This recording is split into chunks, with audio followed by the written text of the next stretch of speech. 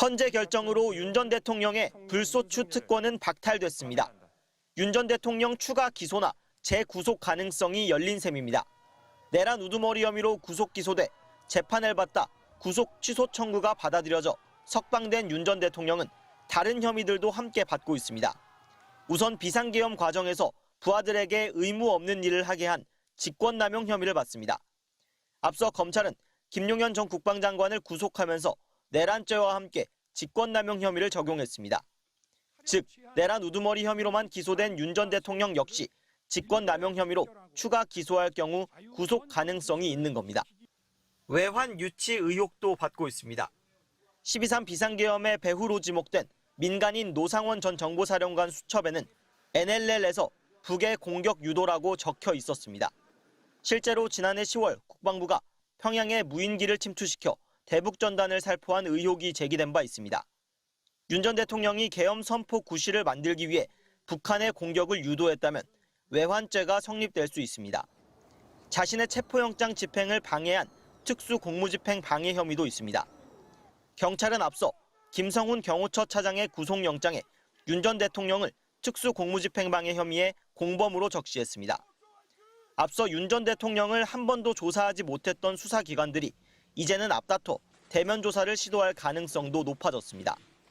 이미 기소가 이뤄진 내란 혐의로는 다시 불러 조사할 수 없지만 다른 혐의 수사 차원에서 직접 조사가 불가피할 걸로 보입니다.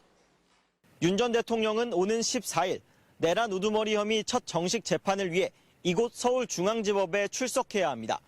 앞으로 윤 전 대통령은 서초동 자택에서 길 하나 건너면 있는 법원을 오가며 형사재판을 받게 될 처지에 놓였습니다. MBC 뉴스 김상훈입니다. 수사에 속도가 붙을 가능성이 가장 큰 건 윤석열 전 대통령 부부가 연루된 공천 개입 의혹입니다. 창원지검에서 사건을 넘겨받은 서울중앙지검은 명태균 씨가 지난 대선 전 윤 전 대통령을 위해 무상 여론조사를 해준 대가로 김영선 전 의원 공천을 받았는지 수사하고 있습니다. 여론조사 결과를 무상으로 주고받으면 정치자금법 위반이 될 수 있고 당 공천에 개입해 특정 후보의 공천을 도왔다면 공직선거법 위반의 소지도 있습니다. 앞서 검찰은 윤 총장이 궁금해하니 조사를 서두르라는 명 씨 통화 녹음 파일과 명 씨가 윤 전 대통령 부부에게 여론조사 자료를 보내면서 나눈 대화 내역을 확보했습니다. 윤 전 대통령 부부와 명 씨의 통화 내용도 확인했습니다. 상현이한테 내가 한 번 더 얘기를 할게. 걔가 공관위원장이니까. 당선인 이름 팔지 말고 그냥 미르라고 했어요. 지금. 검찰은 작년에 이 자료들을 이미 확보해놓고 윤 전 대통령 부부 직접 조사를 미적대고 있습니다. 오세훈 서울시장 등 국민의힘 유력 정치인들도 연루된 사건이라 조기 대선 국면에 돌입하기 전 수사의 속도를 낼 가능성이 있습니다. 1년 반 넘게 진상이 규명되지 않고 있는 해병대 최상병 순직 사건 수사 외압 의혹 수사도 탄력을 받을지 관심이 쏠립니다.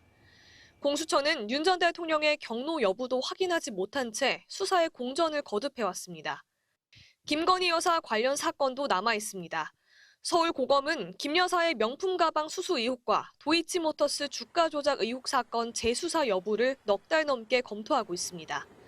권오수 전 도이치모터스 회장 등 주가 조작범들은 어제 대법원에서 모두 유죄가 확정됐습니다. 윤 전 대통령 파면 결정까지 나오면서 검찰이 김 여사 재수사 여부도 조만간 결론 내릴 가능성이 높다는 전망이 나옵니다. MBC 뉴스 구민지입니다.